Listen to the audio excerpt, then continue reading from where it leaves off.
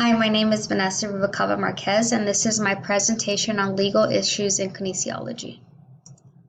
So the kinesiology facility of choice that I've chose is a fitness facility, so a gym. The reason why I chose this is because I am a personal trainer, and in the future, I do hope to own my own gym. I know there's more than just saying you own your own gym, and that's what I've learned in this class, that there's a lot that goes into it, and there could be lots of legal issues that can occur as well, and it is my responsibility that things are going to occur, but it's my responsibility to know how to handle it and take action when it does happen. So after researching different case studies, I've learned different scenarios on what to do and what has happened in these gyms and fitness facilities and how they handled it. So in the first case management 1, is Toro versus a Fitness International. So it's basically a plaintiff versus a gym. So during this case, there was an accident that occurred at the LA Fitness inside the men's locker room. The victim had suffered from personal injuries due to slipping and falling. And according to the victim, the floor was wet and slippery, and he believes that due to the injuries and the floor being wet, that LA Fitness is liable and negligence because the floor was wet, and it's their responsibility that to make sure client safety is number one in priority. So he attempted to sue the LA Fitness because of the fall. And as far as risk management in the fitness facility, member safety should be number one in priority. And in this case, prior to joining the gym, all members should sign a waiver. This waiver includes membership agreements, injuries that occur, and it's a description enclosed within about the accidents that could happen on the premises and who's responsible and liable for that. So within this contract and the waiver is the membership agreement portion. And in capital letters, there's a part like important or must read, the release and waiver of liability. And that's where Toro had signed it. Since he signed it, this states that the gym is not responsible for any injuries that occur, or they're not fully responsible. This says that members are fully responsible for such injuries and risks that occur anywhere in the gym. And this also includes in dressing rooms. So once you sign it, that discloses that the gym is not responsible and the members are. As far as me as a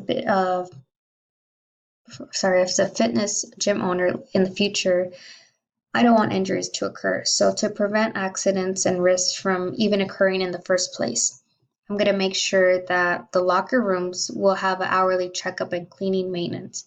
There will be cautious signs on the gym, at the gym and inside the locker rooms, to prevent and make sure people are walking with cautious and things like that, that there's wet floors. And also that I will make sure that there are these rubber mats in the shower areas so that nobody is slipping and falling. And the next risk management case 2 with Kim versus LA Fitness. Kim had sued the LA Fitness for liability and negligence of injuries that occurred at the gym while he was working out. So what happened was in July 2011, he was using a pulling machine, and as he pulled down, it detached from the machine and that hit him on the forehead, making him fall back. He had injuries in multiple areas of his body, and he says that LA Fitness is responsible for repairing and the maintenance of the equipment. The release and liability waiver that Kim had signed that does address that all personal injuries that occur at the LA Fitness, and he is fully responsible while using the equipment. So that says that LA Fitness is not responsible and that members are responsible for their own risk of using these equipments. So he argued that because using the equipment, his primary assumption of risk was not that the equipment was going to break, but because by engaging in the exercise, there is assumed risk by engaging in activity of working out that possible accident can occur. So that's how LA Fitness defended back with that counter argument. So me if I do own my own gym, in order to prevent accidents from occurring, I will agree that it is my responsibility to make sure the equipment is safe, the maintenance is up to date. Then using fitness equipment can be dangerous, especially for people who are in unfamiliar areas. So not everyone knows how to use these equipment, or they're not going to be supervised with the personal trainer. They might just go on their own and work out. So to prevent equipment from being disengaged, there needs to be a daily maintenance on them. So I will have a maintenance employee go around once a week to check the cables, the bolts, the nuts, and the overall function of these equipment. And I understand that equipment could get old and become loose, and this is why daily checkups and maintenance is necessary to reduce risk of this occurring. So because the machine is constantly being used or misused by the members as well, not just being used the right way, but improperly. And I don't want any injuries from occurring. So maintenance is number one. In case number 3, you could see here that it has to do with at a fitness facility, but it's the daycare within the fitness facility. So this occurs with McClure and Lifetime Fitness in 2014, where a personal injury had occurred, and the mother, which is McClure, claims of negligence and from that her child had an injury within the daycare. So she went to the gym, she had a training session, and within the first, it was her 2-year-old son.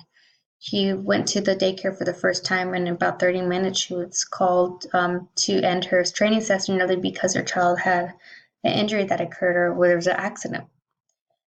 So 911 was called, and her son was missing a small piece from his ear, and he was given 5 stitches at the hospital. Since Ms. McClure had signed the assumption of risk and the waiver of liability form this also includes for a minor member such as her son, Lifetime Fitness filed a counterclaim against Ms. McClure because for breach of membership agreement form. So since she signed it and now she's suing them, it's a counterclaim.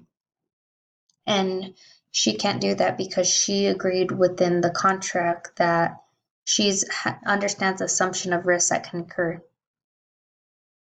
So I do plan on having a daycare at my gym, and especially for the parents, because it's going to be for mothers and fathers who need to bring their kids in order to work out. And I know accidents will occur, and with children, it's part of growing and learning. But if accidents can be prevented, why not? At a daycare, I will first make sure that there's a signed waiver that the facility is not responsible for accidents and injuries. And second, I will make sure that the daycare is safe for children. And this means that there will be no hazardous toys and equipment. All the surfaces will be child-proof or soft and safe for children. Nothing will be high for them to jump or fall off of. And everything will be child-friendly. So I'll make sure that there are also cameras that can be used as evidence as well in case any injuries can occur. And that way my gym and my protection is I have evidence to show, and I'm protecting with cameras as well. And I would make sure that the employees that are watching the children are qualified. They have prior child experience, and they're CPR certified and first aid certified as well. So the next one is going to be employment laws case 1. So this was Murdoch and LA Fitness. So you can see by the image, it's has to do with he's a personal trainer, and it's discrimination of age discrimination. So the plaintiff's name is Murdoch. He's an American Indian over the age of 40. So he began working in 2008 as a fitness instructor, and then he was promoted to a aerobic coordinator. So at about 2 years later, he was terminated from LA Fitness. and he filed a 9-count complaint of age discrimination, whistleblower fraud, invasion of privacy, and emotional distress, such things, everything, all the above. So the plaintiff feels that LA Fitness promotes younger workers rather than older workers such as themselves. He claims that they give more desirable personal training clients to the younger trainers than to the older ones such as himself. And he has all the qualifications to be as qualified than the younger employees. And when he was fired, he felt that he was being discriminated because of his race, and he had been harassed. He had been bullied, humiliated about his termination on social media by LA Fitness itself, and like on Facebook, and they contacted his prospective employees about his termination. So whenever he wanted to get hired somewhere else, LA Fitness was reaching out to these employees and telling them about the termination and making them not look good. So it was getting hard for him to be hired anywhere else. He says that since he's American Indian, he would wear this Indian necklace, and that he was being harassed and taunted by his coworkers about his long hair, that he wasn't allowed to wear his Indian necklace and all that. So at my fitness facility, I would make sure that there be no judgment, discrimination, harassment at all. I want my customers and my employees, all of them, to feel welcome and comfortable.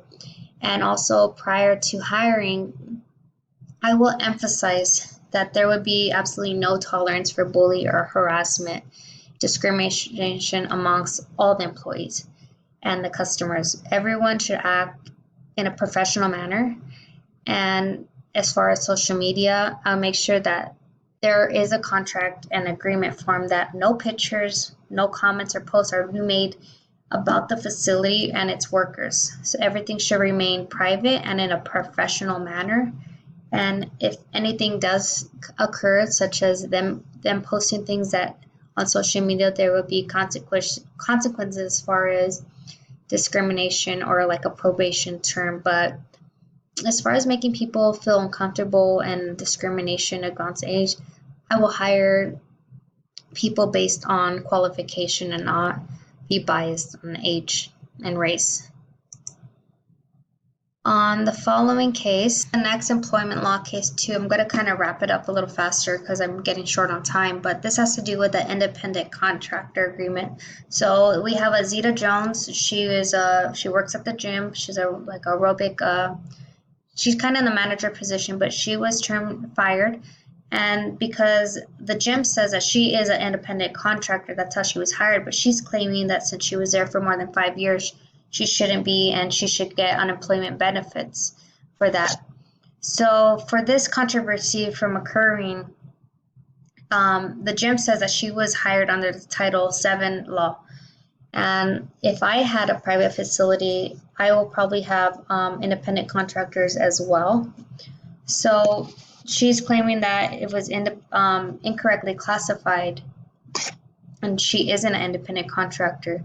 So I'll make sure that there is no confusion there. And if I do have my own gym, I make sure that everything is addressed in the employment contract.